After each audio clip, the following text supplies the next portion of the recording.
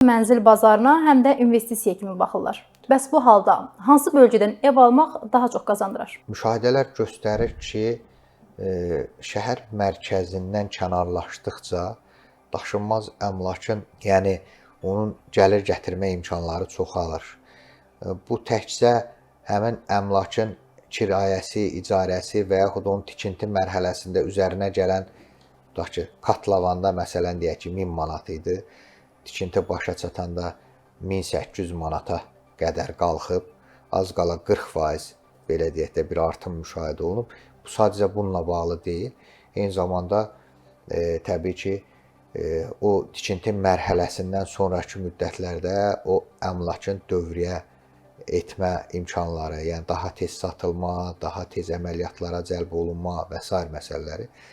Məsələn, biz bəzən müşahidə edirik, tutaq ki, şəhərin ucqar ərazilərində, məsələn, Nəsrəddin Tusi küçəsində aşağı kvadraturalı, ekonom sinifə aid olan bir binada mənzilin 1 kvadrat metrinin, çıxarışlı mənzilin 1 kvadrat metrinin 3000 manata alındığını müşahidə edirik ki, bu rəqəm təqribən Nərimanov metrosu, Azadlıq prospekti, Gənclik metrosu, bu binalara yaxın ətrafa az qala bərabər rəqəmlərdir.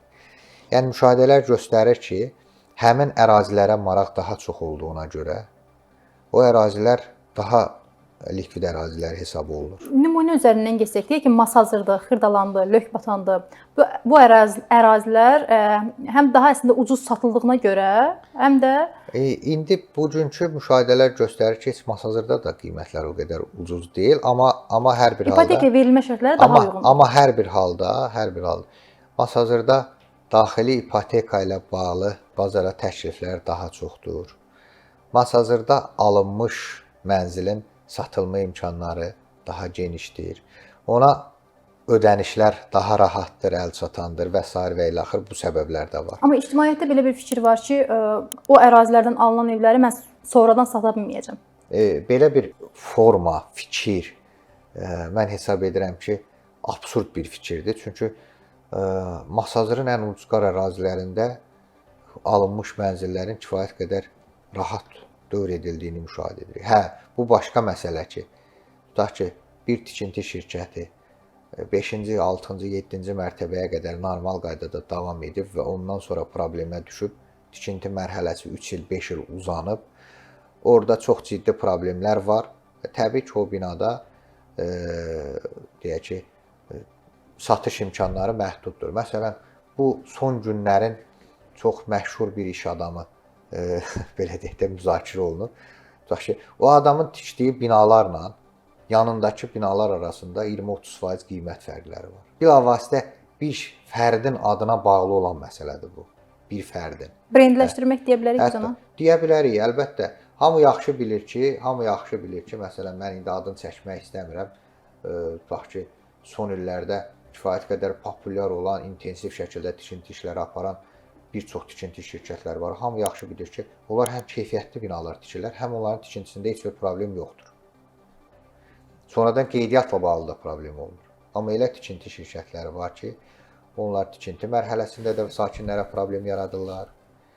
Ödəniş şərtləri dəyişir, müqavilələr dəyişir. Sonraki mərhələdə satış zamanı müqavilələrin dəyişməsinə görə fantastik məbləğdə pullar istənilir və s. və ilə. Gələcəkdə də qeydiyyat problemində problem yaranır məsələlərində. Başqa binada olan köhnə liftləri gətirir, bu yeniyə quraşdırır. Tutaq ki, ora aparır, yeni lift quraşdırır. Oradakı avadanlıqların köhnəsini gətirir, bura qoyur. Bu problem yaradan son günlərin trend MTK rəhbərini də nümunə çəkə bilirik, yoxsa o problem yaratmayanlardandır? Mən hesab edirəm ki, bəlkə də ilk 10-luqdadır. Problem yaratmaqda? Hətta ilk 5-likdədir, bəli. Aydındır. İndi mövzu konkret fərdin müzakirəsi deyil təbii ki, amma təəssüf ki, o cür şəxslərin, o cür iş adamlarının bazarda belə açıq şəkildə az qala hamıya meydan oxuya biləcək bəyanatlar verməsi təəssüf doğuran haldır. Bəs ən çox qiyməti şişirdilmiş ərazilər hansılardır ki, orada mənzillər absurd yerə bu qədər bahadır? Baxın, indi siz haqlısınız əslində. Tikinti şirkətlərlə bizim apardığımız müzakirələrdə mən bu məsələlərə daha çox toxunuram. Çünki tikinti şirkətlərinin əksəriyyəti qiymətləri belə deyək də yüksək qoymaqla yanaşı, eyni zamanda istehlakçı hüquqların başqa formada da pozur. Məsələn, çöl divarları, ara kəsmə divarları, şaxtalar, yəni ümumi istifadə üçün nəzərdə tutulmuş şaxtaları vətəndaşlara mənzil qiymətinə satır. Və mənzil belə deyək də şəhərsalma qanunları ilə zidd olan, bax ki, eyvanların, balkonların və sair qiymətlərinin hesablanmasında birbaşa bir əmsal tətbiq edərək mənzil qiymətinə satır. Bu hesab edirəm ki, bu qanunsuzdur, yol verilməzdir. Və bu günlərdə bildiyim qədərilə Ali Məhkəmənin bu istiqamətdə çox mühüm bir qərarı olubdur və hesab edirəm ki, bu qərar bazarda çox ciddi inqilabi dəyişikliyə gətirib çıxaracaq. Çünki əgər şəhərsalma məcəlləsində konkret olaraq mənzil satışının qaydaları öz əksini tapırsa və bu Arxitektura və Şəhərsalma Komitəsinin kollegiyasının qərarı ilə konkret şəkildə tənzimlənirsə, tikinti şirkəti bu qaydalardan kənara çıxmamalıdır. Niyə? Çünki vətəndaşdan mənzili alarkən daxili ölçülərlə alırsa, vətəndaşa mənzili də eyni qaydada satmalıdır. Bunun arxasınca gələn ikinci məsələ isə qiymətin bir də yüksək olması. Hesab edin, mən 100 kvadrat mənzil alıram, kvadratı 3000-ə mənzil alıram, 300 min vəsait ödəyirəm. Çıxarış alanda məlum olur ki, bu mənzilin kvadratı 85 kvadratdır.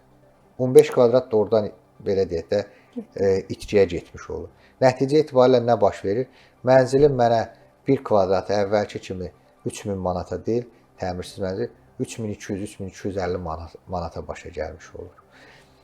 Bu mənada mən düşünürəm ki, bəli, tikinti şirkətlərinin qiymət siyasətində müəyyən belə deyək də həm qanunvericiliyə əsaslanan, həm təbii ki, ümumi bazara əsaslanan müəyyən məsələlər olmalıdır. Amma bir çox hallarda biz tikinti şirkətlərini də qınaya bilmirik. Çünki bugünkü tikinti qaydalarıyla paytaxtda boş sahələr yoxdur, qalmayıb boş torpaq sahələri. Tikinti şirkətlərinin əksəriyyəti Bakı şəhər baş planına və eyni zamanda təbii ki, Bakı şəhərinin inkişafı ilə bağlı strateji dövlət proqramına uyğun olaraq şəhərin müəyyən hissələrində dövlət özəl əməkdaşlığı və eyni zamanda özəl sektora uyğun olaraq investisiya proqramları hesabına iş aparırlar. Və bu zaman nə baş verir? Həmin ərazidə böyük bir köçürmə proqramı baş verir ki, məsələn, son günlərin çox səs-küylü məsələlərindən biri də onunla bağlı idi. Köçürmə baş verir. Ərazidə deyək ki, 100 sakin var, 100 ev var. Həmin 100 evi köçürmək üçün tikinti şirkəti bir 15 milyon vəsait xərcləyir. Ki, gələcəkdə burada bina tikəcək, satacaq və s. 15 milyon vəsait xərcləyir və 2 nəfər durur deyir ki, mən buradan çıxmıram. Belə hallar olur. Subyektiv yanaşma çıxır ortalığa. Təəssüf ki, qanunvericilikdə bunu tənzimləyəcək, yəni qiyməti tənzimləyəcək heç bir nə obyektiv, nə subyektiv yanaşma forması mövcud deyil. Yalnız qiymətləndirici cəlb oluna bilər ki, tərəflərdən birinin də qiymətləndiricinin qoyduğu qiymətlə razılaşmama kimi bir, belə deyək də, lüksu var. Bu mənada çox ciddi bir problem ortaya çıxır. Tikinti şirkəti 15 milyon vəsait sərf etməklə yanaşı, hər ay 50 min, 60 min, 100 min sakinlərə kirayə pulu ödəyir. Böyük, təqribən 300-350 nəfərə yaxın işçi sayı var. O işçi üçün maraqlı deyil ki, o tikinti davam edir, yoxsa dayanır. Burada ya qaçmalıdır, getməlidir, başqa bir şirkətlə əməkdaşlıq etməyə, işdən çıxmalıdır. Təbii ki, tikinti şirkəti o işçilərin işdən uzaqlaşmaması üçün məcburdur onları saxlamağa. Bu halda da tikinti şirkəti əlavə xərcə düşmüş olur. Və bütün bu proseslərin nəticəsində nə baş verir? Qiymətin, belə deyək də, anormal şəkildə artımı. Xərclər artdı. Xərclər artdıqca bu təbii ki, yekun dəyəri öz təsirini göstərəcək. Yekun dəyərdə də bunu ifadə edən tikinti şirkəti fikirləşir ki, mən bura 3500 qoysam bunu heç kim almayacaq. Deməli, nə etməliyəm? Bura qoymalıyam 3100 manat qiymət və əlavə divarları filanları, oranı, buranı da əlavə eləməliyəm ki, mən öz xərclərimi kompensasiya edim. Eyni zamanda tikinti ümumiyyətlə mənzil tikintisi, çox mənzilli binalarda mənzil tikintisi uzun müddətli investisiya alətidir. Uzun müddətli investisiya alətlərində də təbii ki, mənfəət marjası yüksək olmalıdır, çünki risklər yüksəkdir. Bu mənada tikinti şirkətləri bu gün heç bir tikinti şirkəti tikintidə 20%, 25% mənfəətlə işləməyə maraqlı deyil.